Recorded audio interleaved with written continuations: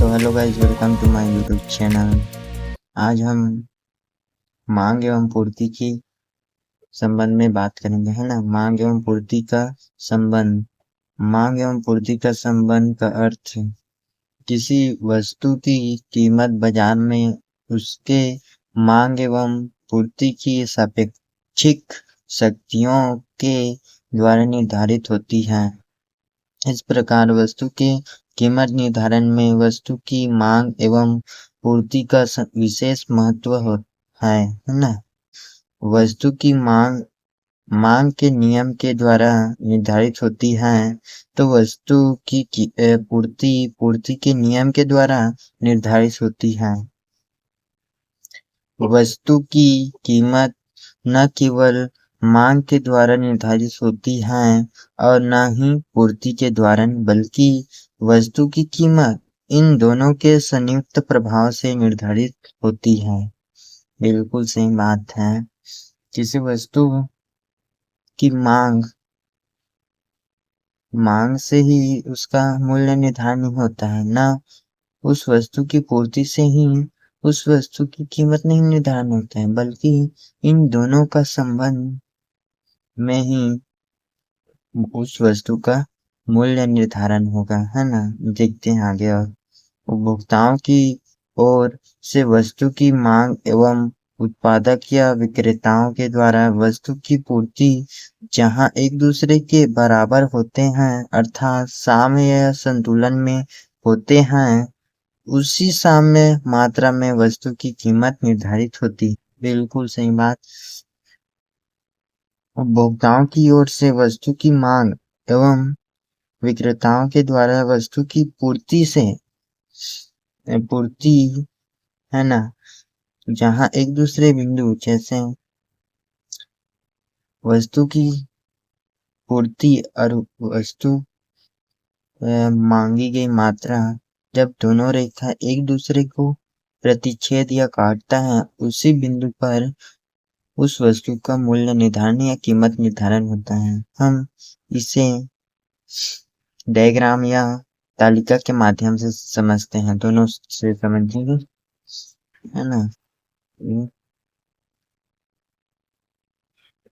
तालिका के माध्यम से समझते हैं, है ना। तालिका वस्तु की कीमत निर्धारण, है ना। वस्तु की कीमत प्रति इकाई रुपए में, वस्तु की मांग मात्रा इकाइयों में, वस्तु की पूर्ति मात्रा इकाइयों में। जब वस्तु की कीमत प्रति इकाई 5 रुपये होता है, तो वस्तु की मांग मात्रा इकाई में 500 होता है। मतलब वस्तु की मांगी की मात्रा 500 प्रति इकाई होता है और वस्तु की पूर्ति मात्रा इकाइयों में 1000 होता है ना। मांग 500 है लेकिन पूर्ति 1000 है ना। जब वस्तु की प्रति इकाई कीमत 5 रुपए से घटकर 4 रुपए हो जाता है, तो उसकी मांगे की मात्रा 500 से बढ़कर 700 हो जाता है और उसकी पूर्ति 1000 से घटकर 900 हो जाता है। इस तरह जब वस्तु की कीमत प्रति इकाई 4 रुपए से घटकर 3 रुपए हो जाता है, तो उसकी मात्रा 700 से बढ़कर 800 हो जाता है और इकाइयों पूर्ति की मात्रा इकाइयों में 900 से घटकर 800 हो जाता है। इस तरह देखा जाए तो मांग और पूर्ति समान है। इस तरह हम इसे कह सकते हैं कि साम्य या संतुलन के बिंदु इसी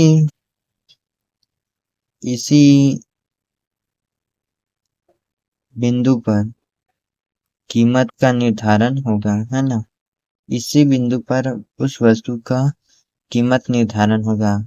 देख सकते हैं। और 3 से घटकर 4 रुपये प्रति इकाई कीमत 2 रुपये प्रति इकाई कीमत हो जाता है, तो उसकी मांगी गई मात्रा में 800 से बढ़कर 900 हो जाता है। लेकिन जो पूर्ति है वो 800 से घटकर 700 हो जाता है। इस तरह देखा जाए तो इसमें मांग अधिक है लेकिन पूर्ति कम है। और जब 2 रुपए से घटकर 1 रुपया हो जाता है प्रति इकाई कीमत, तो इसकी मांग में 9 से बढ़कर 1000 हो जाता है और पूर्ति की मात्रा में 700 से कम होकर 500 हो जाता है। इस प्रकार हम देख सकते हैं कि इसका मूल्य निर्धारण नहीं हो सकता, क्योंकि 1 रुपये है तो उसकी मांग 1000 है लेकिन पूर्ति ही 500 है, इसलिए नहीं होगा। लेकिन हम इसे इस रेखा के माध्यम से समझेंगे, है ना, रेखा चित्र के माध्यम से।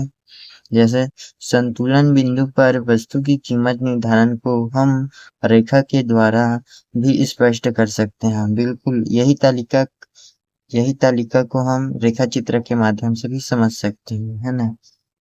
वो एक्स अक्ष पर वस्तु की मांग एवं पूर्ति इकाइयों में दर्शाए गए हैं तथा ओ वाई अक्ष पर वस्तु की कीमत प्रति इकाई कीमत रुपए में दर्शाए गए हैं, है ना। जब वस्तु की कीमत 5 रुपए होता है तो उसकी मांग की मात्रा 500 होती है ना। लेकिन पूर्ति 1000 है ना।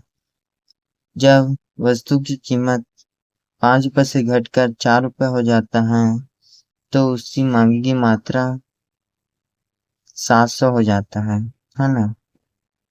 जब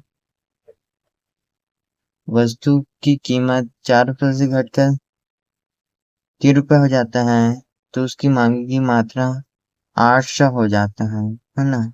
इस तरह देखा जाए तो इस ई बिंदु पर मांग वक्र और पूर्ति वक्र एक दूसरे को स्पर्श या काट रहा है ना। इसी बिंदु पर संतुलन की बिंदु होगा और वस्तु का कीमत निर्धारण इसी बिंदु पर होगा। इसी बिंदु को हम वस्तु का कीमत निर्धारण कर सकते हैं और इसी बिंदु पर होगा। अगले वीडियो के साथ फिर मिलते हैं, तो जब तक जय हिंद जय भारत।